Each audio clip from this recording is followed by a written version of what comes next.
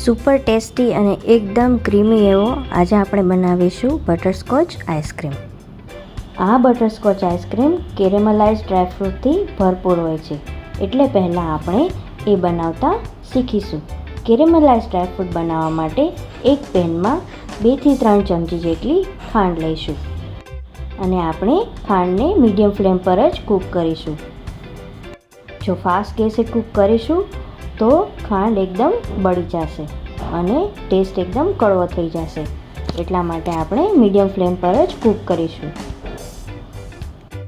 ખાંડ ઓગળી જાય એટલે આપણે એમાં કટ કરેલા ડ્રાયફ્રૂટને એડ કરી દઈશું અને બંનેને સરસ રીતે મિક્સ કરી દઈશું. ગોલ્ડન બ્રાઉન થાય ત્યાં સુધી આપણે એને થવા દઈશું અને સ્લાઇટલી ગોલ્ડન બ્રાઉન થઈ જાય એટલે આપણે સ્ટવને બંધ કરી દઈશું. પછી એને બટર પેપરમાં એડ કરી દઈશું અને ઠંડુ થવા માટે મૂકી દઈશું. હવે આપણે આઈસ્ક્રીમ બનાવવાની તૈયારી કરીશું. મેં અહીંયા સ્કેરલેટ કંપનીનું બીટર યુઝ કર્યું છે, જે એકદમ રિઝનેબલ પ્રાઇસમાં મીશો પરથી મળી જાય છે અને હું આ બીટરને 2 વર્ષથી યુઝ કરું છું, એટલે એનું પરફોર્મન્સ પણ એકદમ સરસ છે અને આ બીટર 500ની અંદર જ આવી જાય છે. જો તમારે આ બીટર લેવું હોય તો એની લિંક મેં ડિસ્ક્રિપ્શનમાં મૂકેલી છે. હવે આઈસ્ક્રીમને બનાવવા માટે પહેલાં આપણે અમૂલના વ્હીપિંગ ક્રીમને એક બાઉલમાં લઈ લઈશું.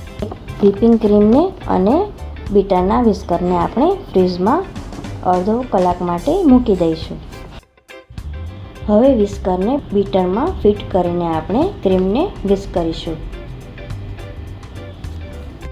વિસ્ક કરવા માટે વાસણ એકદમ હંમેશા મોટું લેવું અને સાથે સાથે મેં અહીંયા ઘરનું ફ્રેશ ક્રીમ પણ એડ કર્યું છે. હવે આપણે બીટરને 3 મિનિટ સુધી વિસ્ક કરીશું. એમ આપણે 3 વખત કરીશું. વચ્ચે વચ્ચે બીટરને આપણે 3 મિનિટ થઈ જાય એટલે આપણે બંધ કરી દઈશું અને ફરીથી આપણે થોડી વાર એને રેસ્ટ આપીને ફરીથી ચાલુ કરીશું. એમ આપણે 3 વખત વિસ્ક કરીશું, જેનાથી બીટર એકદમ ગરમ ના થઈ જાય. જેમ જેમ તમે વિસ્ક કરતા જશો એમ ક્રીમ ઘટ થતું જાય છે.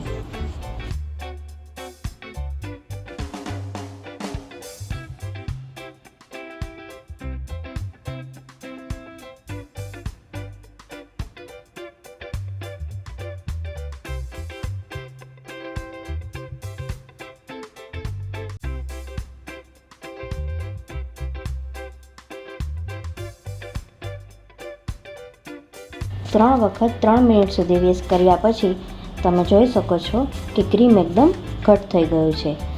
પછી મેં અહીંયા 4 થી 5 ટેબલસ્પૂન ખાંડનો પાવડર ઉમેર્યો છે અને સાથે સાથે મેં અહીંયા બટરસ્કોચ સિરપ પણ એડ કર્યું છે, જેનાથી ટેસ્ટ એકદમ સરસ આવે છે. પછી બંનેને મિક્સ કરીને ફરીથી બીટરને 3 મિનિટ સુધી 3 વખત આપણે ફેરવીશું.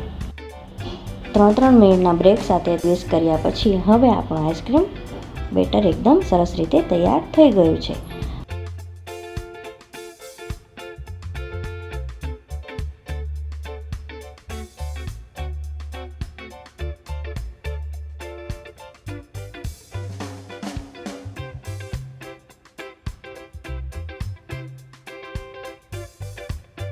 હવે આપણે એમાં ડ્રાયફ્રૂટની ચીક્કીને આવી રીતના ફોલ્ડ કરીને ક્રશ કરી લઈશું.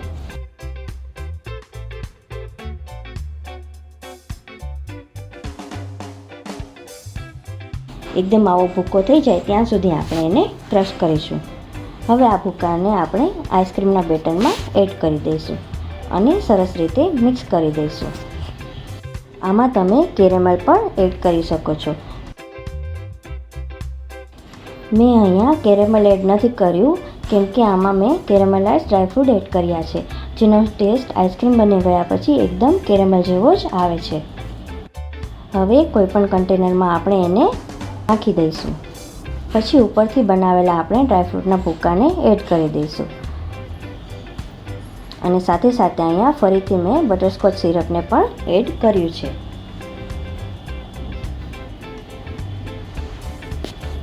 પછી આઈસ્ક્રીમ ઉપર બરફના ક્રિસ્ટલ જામી ના જાય એના માટે આપણે પ્લાસ્ટિકથી રેપ કરી દઈશું અને 7 થી 8 કલાક માટે મૂકી દઈશું.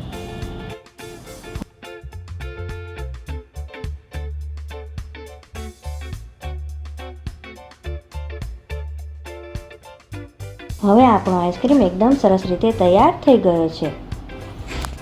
સ્કૂપરની મદદથી એને નીકાળીને સર્વ કરીશું. ઉપરથી એને કેરેમલાઇઝ્ડ ડ્રાયફ્રૂટ એડ કરી શકો છો. મેં અહીંયા નથી કર્યા કેમ કે બનાવતી વખતે જ આપણે ઇનફ માત્રામાં એડ કરેલા હતા. તો તમને આ આઈસ્ક્રીમની રેસીપી કેવી લાગી એ મને કમેન્ટ કરીને જરૂરથી જણાવજો. અને જો તમે મારી ચેનલ પર પહેલી વાર આવતા હોય તો સબસ્ક્રાઈબ કરવાનું ભૂલતા નહીં.